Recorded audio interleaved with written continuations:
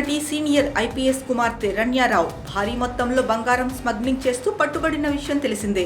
Dubai నుంచి బెంగళూరుకు 14.2 కిలోల బంగారంతో వచ్చిన ఆమెను విమానాశ్రయం నుంచి నిష్క్రమించే చివరి నిమిషంలో అధికారులు పట్టుకున్నారు.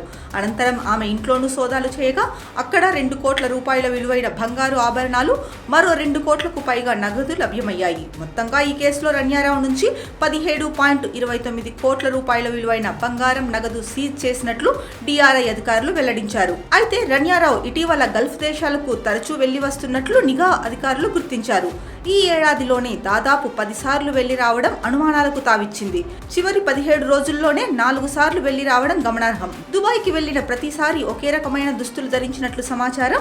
దీంతో అప్రమత్తమైన directorate of revenue intelligence DRI అధికారులు ఆమె రాకపోకలపై నిఘా పెట్టారు. ఇదే సమయంలో ఇటీవల దుబాయ్ నుంచి కెంపేగౌడ విమానాశ్రయంలో దిగిన రన్య సాధారణ ప్రయాణికురాలి మాదిరిగానే భద్రతా తనిఖీలు పూర్తి చేసుకుంది. ఆ సమయంలో ఎలాంటి బెరుకు లేకుండా చాలా ధీమాగా కనిపించినట్లు సమాచారం.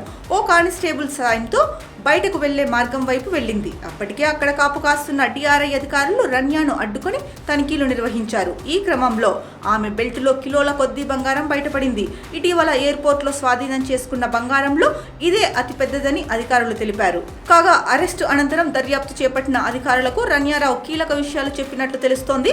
స్మగ్లింగ్ చేయాలని తనను కొందరు బ్లాక్మెయిల్ చేశారని వివరించినట్లు చెప్పారు. అయితే ఎయిర్పోర్ట్లో రన్యకు సాయం చేసిన ఓ కానిస్టేబుల్ స్టేట్మెంట్ను అధికారులు రికార్డ్ చేశారు. త్వరలోనే ఆమె భర్తను కూడా పోలీసులు విచారించే అవకాశం ఉన్నట్లు తెలుస్తోంది. ఇదిలా ఉంటే రన్య తండ్రి K Ramachandrarao Karnataka DGP, police housing కార్పొరేషన్గా పనిచేస్తున్నట్లు అధికారులు నిర్ధారించారు. అయితే రన్యకు ఈయన సవతి తండ్రి అని తెలిసింది. బంగారం స్మగ్లింగ్ చేస్తూ రన్య పట్టుబడిన ఘటనపై సీనియర్ ఐపీఎస్ రామచంద్రరావు ఓ మీడియా సంస్థతో మాట్లాడుతూ ఆమె కార్యకలాపాలతో ఎటువంటి సంబంధం లేదని చెప్పారు. 4 నెలల క్రితమే ఆమెకు వివాహమైందని, అప్పటి నుంచి తమ ఇంటికి రాలేదన్నారు. భర్తతో పాటు ఆమె ఎటువంటి వ్యాపార లావాదేవీలు చేస్తున్నారనే విషయం తమకు తెలియదని చెప్పారు. తాజా పరిణామంతో తాము షాక్కు గురయ్యామని, చట్టం తన పని తాను చేసుకుపోతుందన్నారు. మరోవైపు రన్యారావు అరెస్టుపై కర్ణాటక హోంమంత్రి జి పరమేశ్వర స్పందించారు. ప్రస్తుతం ఈ కేసును డిఆర్ఐ దర్యాప్తు చేస్తోందని, కేంద్ర దర్యాప్తు సంస్థ అయినందువల్ల ఇప్పుడే దీనిపై ఏమీ చెప్పలేనన్నారు. ఈ కేసును అంతర్గతంగా పరిశీలించాలని పోలీస్ శాఖకు సూచించారని మీడియాకు తెలిపారు.